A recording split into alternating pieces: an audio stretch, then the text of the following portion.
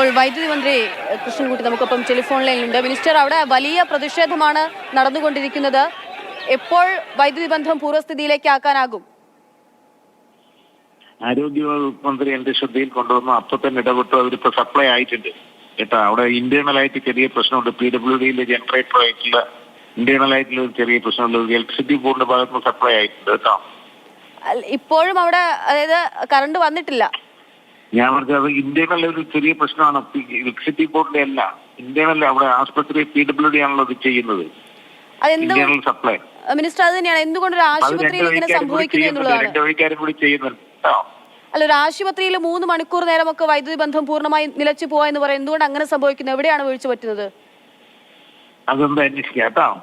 അത് അന്വേഷിക്കുന്നുണ്ട്. ഇപ്പൊ സപ്ലൈ ആയിട്ടുണ്ട്.